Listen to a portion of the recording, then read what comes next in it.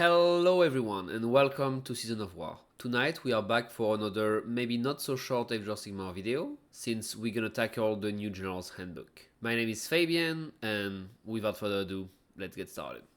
First, a quick introduction. So the new GHB this year comes into a slightly different package than what we are used to. It's in a box set instead of just a book, and that means that it also comes with some very useful cards for battle plans, tactics and manifestations. And it also comes with 6 objective markers that are marked with a symbol that's going to be used in the battle plans, as we're going to see later. The new season is set in Gairan, and that's going to be quite visible in the different rules changes, tactics and missions that we're going to see. And finally, alongside this new season, there are quite big changes to some of the advanced rule modules, like commands, tactics, magic or terrain. First, with the changes to commands. So all attack and all out defense have been updated, and the main goal here is really to make sure that they are not like an auto pick. You don't use them instantly automatically all the time. So for all out attack, the change is that in addition you're gonna get a debuff of -1 to save for the rest of the turn. For all out defense, the change is that it only applies for one ability rather than being for the rest of the phase. So you're gonna have to decide carefully against which attack you want to use all out defense. It makes it much weaker against multiple spell units, and it makes Anvil units less resistant overall. What it means is that it should help for the internal balance of the command abilities and make the decision on which command to use a bit more impactful. The second rules change that we're gonna see is terrain, and that's one that's extremely impactful. There are 2 major changes for terrain, the first one being obscuring. Now, a unit is obscured if every models in the units are within 1 inch of a terrain, and that unit is neither a monster nor have the fly keyword. And when a unit is obscured, it cannot be seen by units that are outside its combat range. In addition, it also makes your ranged attacks half range. So a few things to get from that. First, it's much easier to benefit from obscuring. You can benefit from it while still be outside of the terrain, contesting an objective for instance, as long as all your models are within 1 of the terrain. The second one and the biggest one, you are fully invisible. It's not just shooting, it's gonna be for any ability like spells, prayers or any offensive ability that will target your unit. You cannot be seen outside of 3 inches. And finally, a drawback for shooting units, they can't just sit in obscuring, otherwise they will see their range halved. So they're gonna have to stay outside of the obscuring to be able to shoot, making them vulnerable from counter, shoot or abilities that are ranged. So this is extremely impactful and is gonna help protect units in a way that was not possible before. And on top of that, there is a change to the place of power. The place of power can only be used by 1 hero per phase now, but when it does so, it gets to choose between 3 abilities. If the hero is not a wizard or a priest, he can get an unbind or a banish. The second option is on a 3-up to heal every unit within 6 of that place of power. But if you're a 1, every unit within 6 of any place of power on the board will take 1 damage. And last but not least, it gives the ability on a 3-up to turn a terrain or an objective within 12 inches of the hero obscuring for the rest of the game. It means that with proper positioning and depending on the battle plans, you can make pretty much the entire map obscuring, making you fully protected against shooting or magic. Worth noting that when an objective becomes obscuring, to benefit from obscuring you have to be wholly within 3, so on the disc, rather than just within 1. So with all that considered, the changes to terrain are massive. It's going to be very important to use this correctly, and it's going to give you an edge if you can do it. And it's going to definitely shift the meta with a huge nerf to shooting as well as offensive magic. And speaking of magic, there are a few changes to the magic module as well, although none of them are as impactful. First, there is a small rewrite of how the manifestations interact. It's mostly in the form, they still work the same. The biggest change for manifestations is that all the universal ones now hit on 4s and have a 6-up save. So no more Gravetide hitting on 2s or Crown Spine having a 4-up save. It's all streamlined. That should help nerfing a bit the universal ones and give more incentives to take the faction ones. And there is a small update on the Shards of Valagar, where its ability that stops fly or setup within 6 have now been increased to within 9.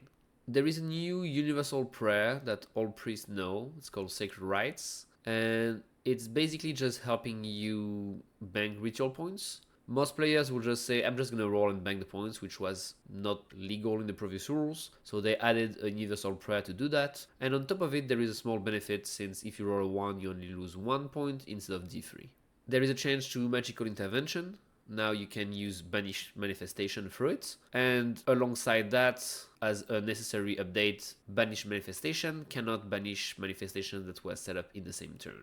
So overall, for the magic module, some welcome small changes. Again, the manifestations being a bit weaker for the universal ones, the new addition of a tool for the priest to generate points, and banishing through magical intervention adds a bit of counterplay to manifestations as well. For the army composition, no major change here either. The only thing is that now basically everything has a points cost. Your sub-faction, your enhancements, your faction terrain, everything is going to have a point cost, and that's going to be in the battle profile document. To start with, most of them are going to have 0 points. Only the most powerful or the most popular ones will be 20 to 30 points.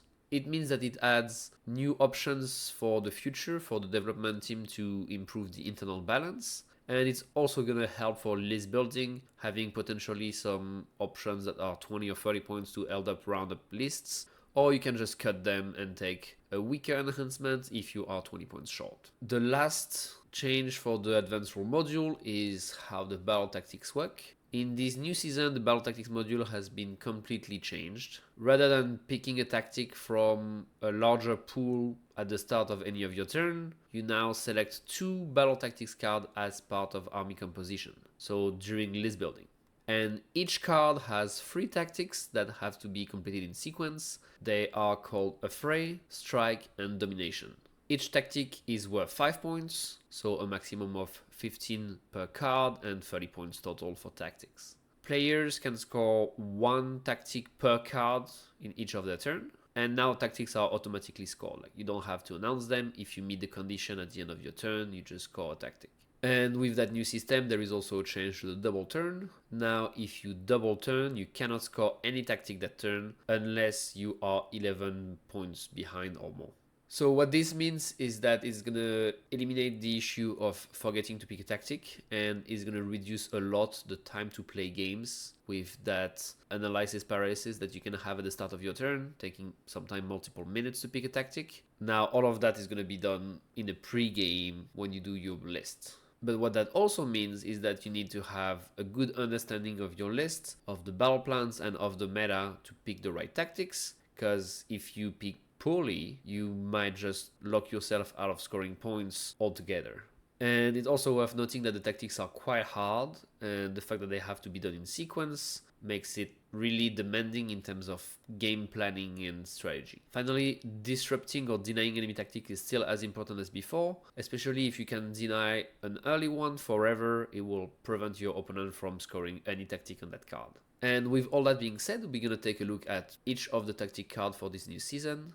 First, we have Master the Paths, and as we'll see on most of these, like, the first step is easy and it gets harder and harder. For Master the Path, the first tactic requires to kill an enemy hero. Doesn't need to be that turn. If it died in the enemy turn, for instance, you can score it as long as one enemy hero has been destroyed this battle. The second one requires you to have more friendly unit than enemy units in neutral territory, or if there is no neutral territory, to have no enemy unit within your friendly territory. Again, there's going to be a trend on these tactics. It's going to be very depending on the battle plan, whether it has or not a neutral territory, and the shape and size of each player's territories. And finally, for the last tactic, it will require you to have 3 units in 3 different corners of the battlefield, 2 of these corners not being within your territory. So really rewarding projection and being able to have units that can be dedicated to just scoring a tactic. The steps 2 and 3 of this tactic are quite doable if you have a lot of units in your army, but it's going to require you to kill a hero first, so your opponent might try to deny that by staying safe with his heroes. The second card is Restless Energy and focuses on holding your opponent's objectives. For the first tactic, you have to steal an objective from your opponent. The second tactic requires you to control every objective within enemy territory. And if there are no objectives within enemy territory, you just have to control all the objectives that your opponent was controlling at the start of your turn. And finally, the last one plainly requires you to control all the objectives on the table. This tactic can be quite hard, especially if there are a lot of objectives in enemy territory and on the table overall, and it's gonna help you win more. The third card is Intercept and Recover, and it's interesting because that's the only card that has an additional drawback for taking a double. So at the start of a game, your opponent will pick 3 of their units to be carrying a treasure, and then your tactics are simply to kill them. First one is to kill 1, second one is to kill 2, and the third one is to kill all of them. But again, as I said, this one has another penalty for taking a double. So if you take a double turn, your opponent can remove treasure, meaning that you permanently lose a tactic. The fourth card is Wrathful Cycles, and the first tactic just requires you to control more objectives than your opponent. The second tactic requires you to be the underdog, to have at least 1 unit on the battlefield, and have half or more of your units use a fight ability this turn. So this one is going to be impossible to score if you're ahead in points. But otherwise it's going to be pretty easy if you are behind, so a good catch-up tactic. And finally, the last one requires to have 1 unit wholly in each quarter of the battlefield to control more objectives than your opponent and have no enemy unit contest any objective that you control. A very good card if you are planning on being behind in points, but if you're in the lead, it's going to be quite hard to score past the first one. For the fifth tactic, all your units that are cavalry or infantry and not hero on the battlefield at the start of the game are scout units. Means that reserve units do not count. And to score tactics, your scout units have to be outside combat, so that's going to be something to remember. For the first one, you just need 3 friendly scout units outside of your territory, again, not in combat.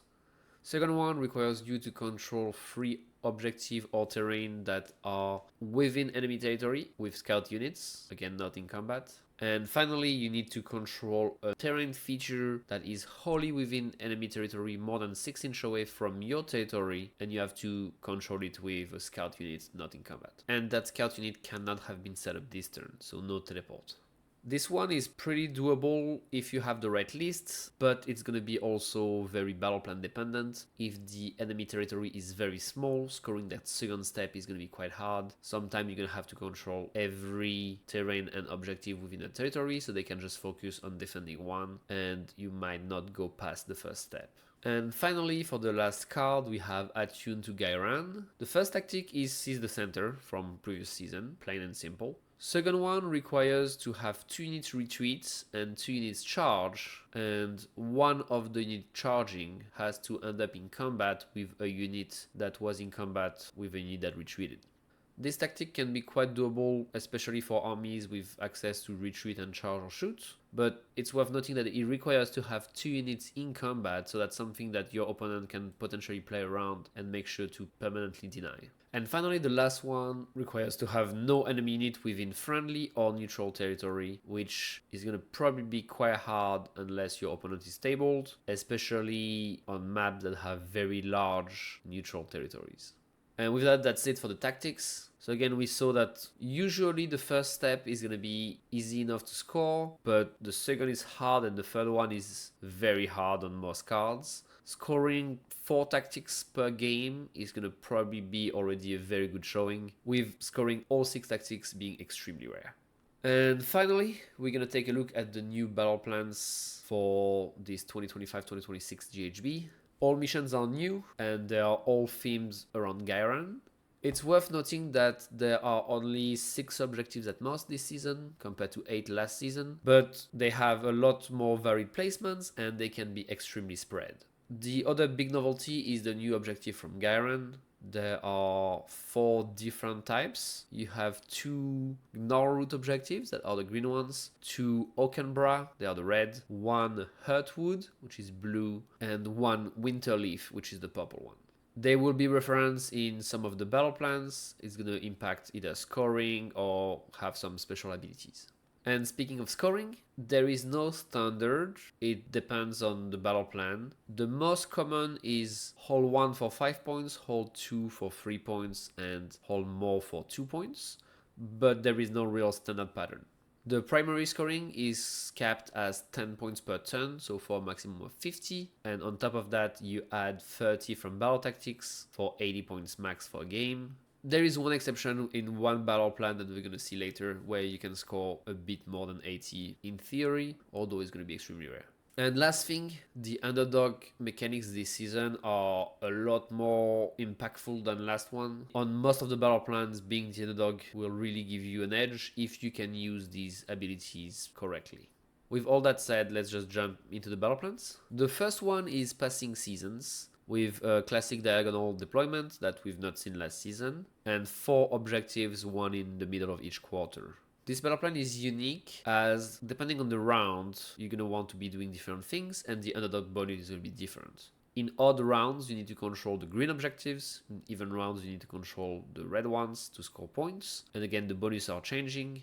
In rounds 2 and 4, you can get either a heal or +1 to your ward rolls, which is extremely powerful. And in rounds 3 and 5, you can get +1 to wound rolls in melee. A very interesting battle plan that's very different to what we are used to, especially with every round being different in terms of bonus and scoring. Next is Paths of the Fae, and this one is crazy. So first you have an interesting deployment that's like just in the middle of the battlefield, and the objectives are spread around, but the twist is very impactful. So the underdog must use the ability.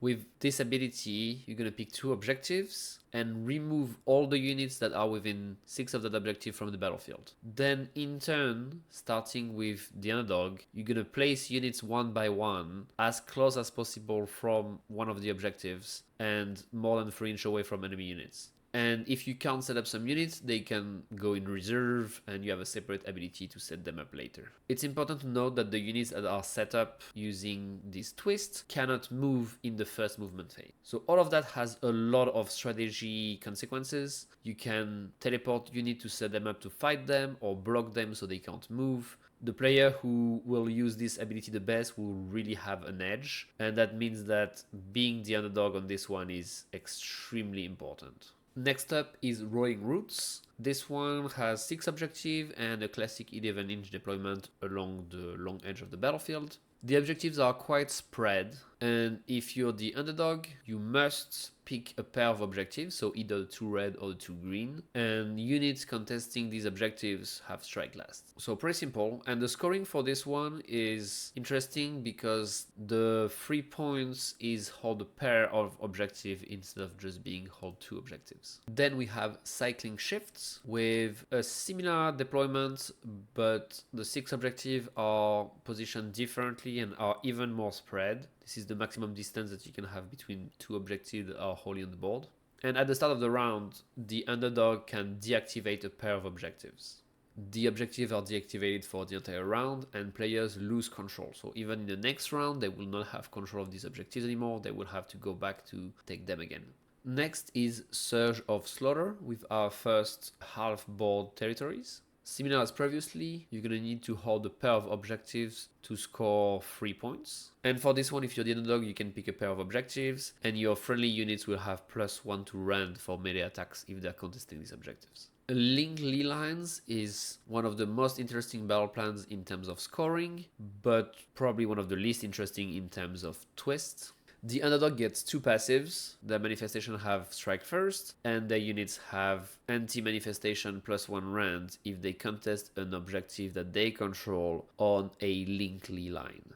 So both of them are not very impactful, and one of them even requires you to jump through multiple hoops for a buff that's, again, quite bad. But the scoring is interesting as you need to control more and more objectives on a line to get the full scoring. So you get 3 points for controlling 1 objective, 3 points for controlling 2 objectives, 2 points for controlling a pair, so the end of a line, and then another 2 points if you control all 3 objectives on a line. Next up is Noxious Nexus, and that's one of the most original of this new season. As you can see, the deployment is extremely original, with both armies facing each other only on one half of the board and the other half being neutral. And then there are 3 objectives, and the one that's in the middle of both armies is worth 5 points. The one that's halfway between the army territories and neutral is worth 3 points, and the one in the middle of the neutral territory is worth only 2 points. On top of it, the underdog can pick one of the objective and inflict some mortals on the units contesting it, and if you pick the objective in the middle of the neutral territory, it's going to be D6 instead of D3. So there is a lot more incentives to be fighting for the objective on the east side of the board. The twist is, at the end of the game, whoever is controlling the western objectives is going to score 10 more points. So that's the one where you can theoretically go above 80 points, although it's going to be quite hard. And it creates an interesting dynamic where early in the game you want to be controlling the eastern side, but at some point you're going to have to make sure that you move west to be the one controlling this objective at the end of the game, or it could just completely shift who is winning that battle. Next, we have the life routes with a deployment similar to Battle for the Past from the last season. And this one is interesting because it has only 2 objectives in the middle of each territory. You're going to score 5 points for holding one of them, 3 points if you hold both objectives, and then 2 points if you have more life route points than your opponent. And players score a life route point at the end of their turn for each terrain that they control. So effectively on this battle plan, you're not just fighting for 2 objectives, you're also fighting for every terrain piece on the board.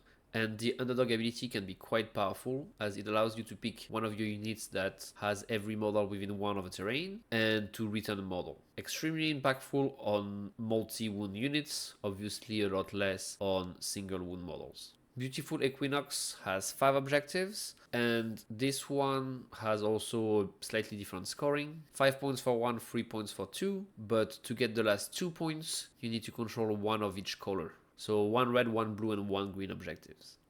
And the underdog mechanic is pretty simple. You just get to pick one objective and heal every unit contesting this objective, friendly and enemies.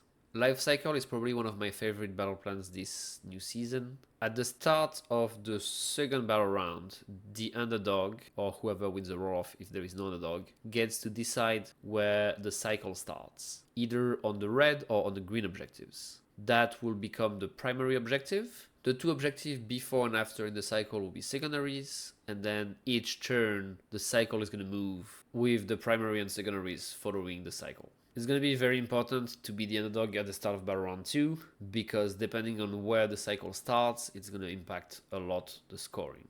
And speaking of scoring, hole 1 is 4 points, hole more is 2 points, and then the last 4 points depend on the round. In round 1, you have 4 points if you control both red and green objectives, and in the subsequent rounds, there is 2 points for controlling the primary and 1 point each for the secondaries.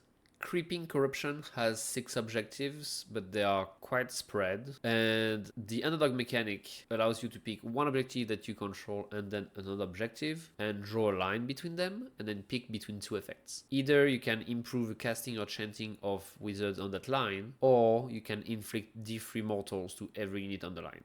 So depending on your army and the positioning of your opponents, you're going to be able to pick which one is the more impactful for you this round. And finally, we have Grasp of Thorns. This one has an interesting twist where the underdog can pick an objective at the start of the round and roll for every unit contesting it to see if they are entangled. And entangled units cannot leave that objective and cannot be removed from the battlefield for the round. So a very good positioning tool for the underdog. And with that, that's it for the content for this new season. There are some major changes and it's gonna feel almost like a new edition. The new tactic system completely changes that part of the game and how to approach scoring. The changes to terrain, especially obscuring and the ability to make more terrain or objective obscuring through places of power, is gonna really impact the meta and which armies are performing. We're gonna see probably a lot less heavy shooting or heavy offensive magic. The new battle plans are very different from what we are used to. They are extremely varied, either in their mechanics or in their scoring, and there will definitely be a learning curve to master them all. Overall, this new season almost feels like a new game, and it's going to reward players who can adapt quickly. We hope that you enjoyed this presentation of the new season. You can see the changes in a battle report that is being released around the same time. It's going to feature the Soulblight Gravelords from Devin against the Slave Darkness from Jordan. And I will see you soon for another video for the upcoming battle scroll.